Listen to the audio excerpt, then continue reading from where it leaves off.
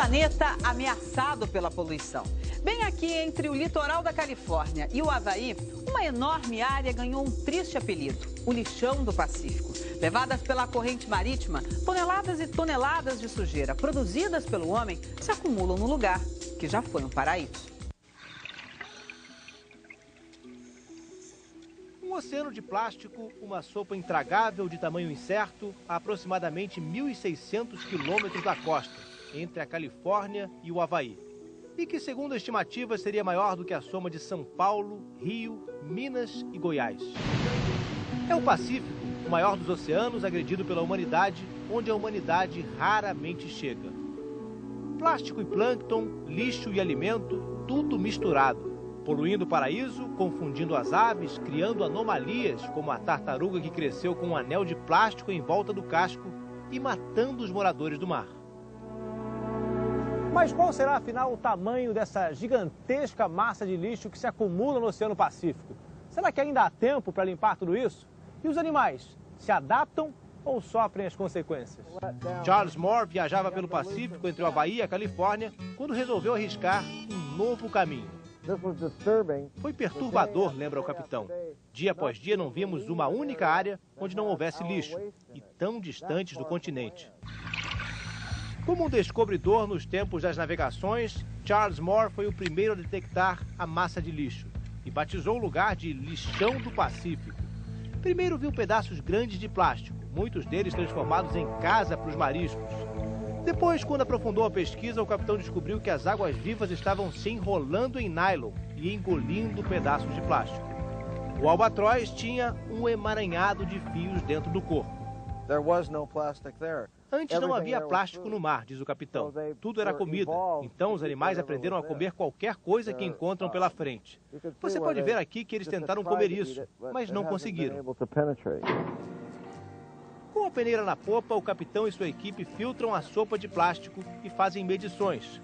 Já descobriram, por exemplo, que 27% do lixo vem de sacolas de supermercado.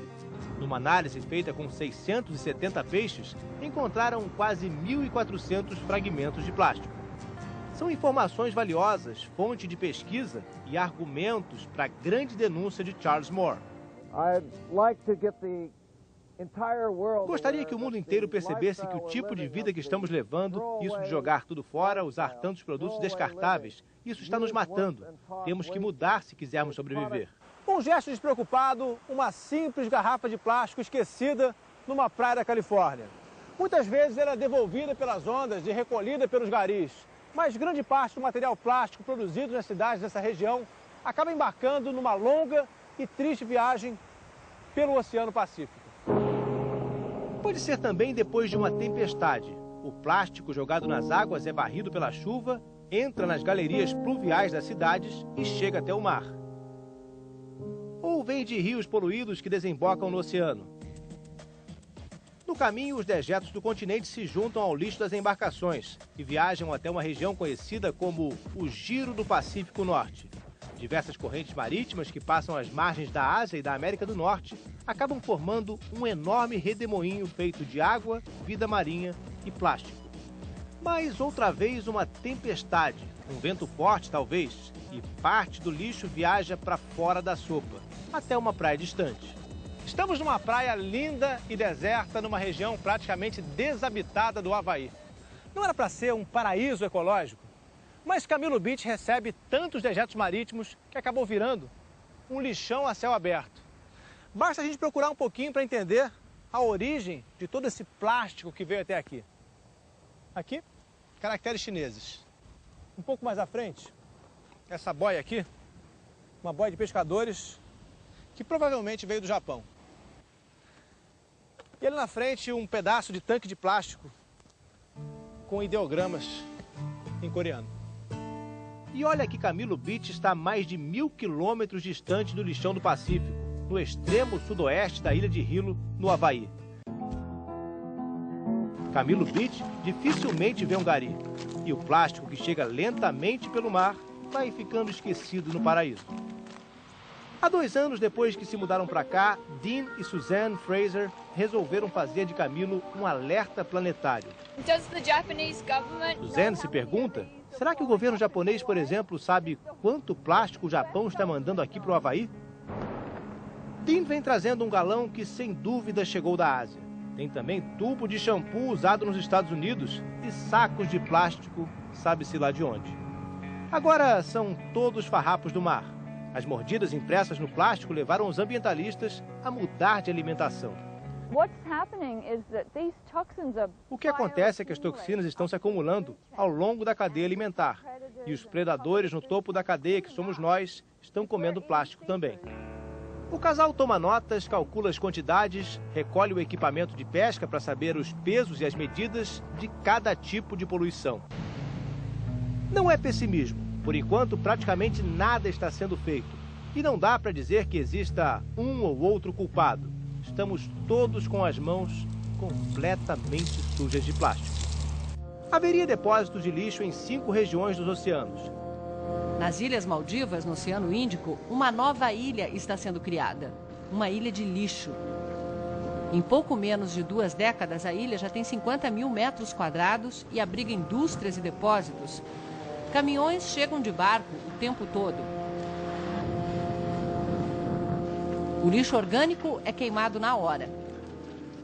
Garrafas de plástico e pedaços de metal são separados e exportados para a Índia, onde são reciclados. O resto forma a base do território que avança sobre o oceano. Os nativos aqui das Maldivas se recusam a fazer esse tipo de trabalho. Eles ganham mais se passarem o dia inteiro na praia só pescando. Por isso, os trabalhadores aqui do lixão são 150 imigrantes de Bangladesh, que aceitam trabalhar ganhando o equivalente a 60 a 100 dólares por mês. A maior parte do lixo vem da capital, Malé, que concentra 100 mil habitantes, 1/3 da população do país. Mas os 10 mil turistas que visitam as ilhas por dia provocaram uma explosão na produção de lixo e a criação de Tilafushi, a ilha das Maldivas que ninguém quer visitar.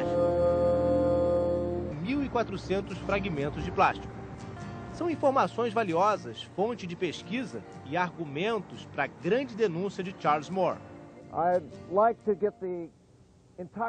Gostaria que o mundo inteiro percebesse que o tipo de vida que estamos levando, isso de jogar tudo fora, usar tantos produtos descartáveis, isso está nos matando. Temos que mudar se quisermos sobreviver. Um gesto despreocupado, uma simples garrafa de plástico esquecida numa praia da Califórnia. Muitas vezes ela é devolvida pelas ondas e recolhida pelos garis, mas grande parte do material plástico produzido nas cidades dessa região acaba embarcando numa longa e triste viagem pelo Oceano Pacífico. Pode ser também depois de uma tempestade. O plástico jogado nas águas é varrido pela chuva, entra nas galerias pluviais das cidades e chega até o mar. Ou vem de rios poluídos que desembocam no oceano. No caminho, os dejetos do continente se juntam ao lixo das embarcações e viajam até uma região conhecida como o Giro do Pacífico Norte. Diversas correntes marítimas que passam às margens da Ásia e da América do Norte acabam formando um enorme redemoinho feito de laser. Resolveram fazer de Camilo um alerta planetário. Suzanne se pergunta, será que o governo japonês, por exemplo, sabe quanto plástico o Japão está mandando aqui para o Havaí? Tim vem trazendo um galão que sem dúvida chegou da Ásia. Tem também tubo de shampoo usado nos Estados Unidos e sacos de plástico, sabe-se lá de onde. Agora são todos farrapos do mar. As mordidas impressas no plástico levaram os ambientalistas a mudar de alimentação. O que acontece é que as toxinas estão se acumulando ao longo da cadeia alimentar. E os predadores no topo da cadeia, que somos nós, estão comendo plástico também. O casal toma notas, calcula as quantidades, recolhe o equipamento de pesca para saber os pesos e as medidas de cada tipo de poluição. Não é pessimismo. Por enquanto, praticamente nada está sendo feito. E não dá para dizer que exista um ou outro culpado. Estamos todos com as mãos completamente sujas de plástico. Haveria depósitos de lixo em 5 regiões dos oceanos. Nas Ilhas Maldivas, no Oceano Índico, uma nova ilha está sendo criada. Moore viajava pelo Pacífico entre o Havaí e a Califórnia quando resolveu arriscar um novo caminho. Foi perturbador, lembra o capitão. Dia após dia não vimos uma única área onde não houvesse lixo, e tão distantes do continente. Como um descobridor nos tempos das navegações, Charles Moore foi o primeiro a detectar a massa de lixo e batizou o lugar de Lixão do Pacífico. Primeiro viu pedaços grandes de plástico, muitos deles transformados em casa para os mariscos. Depois, quando aprofundou a pesquisa, o capitão descobriu que as águas-vivas estavam se enrolando em nylon e engolindo pedaços de plástico. O albatroz tinha um emaranhado de fios dentro do corpo. Antes não havia plástico no mar, diz o capitão. Tudo era comida. Então os animais aprenderam a comer qualquer coisa que encontram pela frente. Você pode ver aqui que eles tentaram comer isso, mas não conseguiram. Com a peneira na popa, o capitão e sua equipe filtram a sopa de plástico e fazem medições. Já descobriram, por exemplo, que 27% do lixo vem de sacolas de supermercado. Numa análise feita com 670 peixes, encontraram quase de água, vida marinha e plástico. Mas outra vez uma tempestade, um vento forte talvez, e parte do lixo viaja para fora da sopa, até uma praia distante. Estamos numa praia linda e deserta, numa região praticamente desabitada do Havaí. Não era para ser um paraíso ecológico, mas Camilo Beach recebe tantos dejetos marítimos que acabou virando um lixão a céu aberto. Basta a gente procurar um pouquinho para entender a origem de todo esse plástico que veio até aqui. Aqui, caracteres chineses.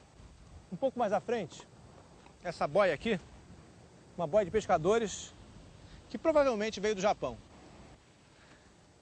E ali na frente, um pedaço de tanque de plástico com ideogramas em coreano. E olha que Camilo Beach está a mais de 1.000 quilômetros distante do Lixão do Pacífico, no extremo sudoeste da ilha de Hilo, no Havaí. Camilo Beach dificilmente vê um gari, e o plástico que chega lentamente pelo mar vai ficando esquecido no paraíso. Há 2 anos depois que se mudaram para cá, Dean e Suzanne... Planeta ameaçado pela poluição.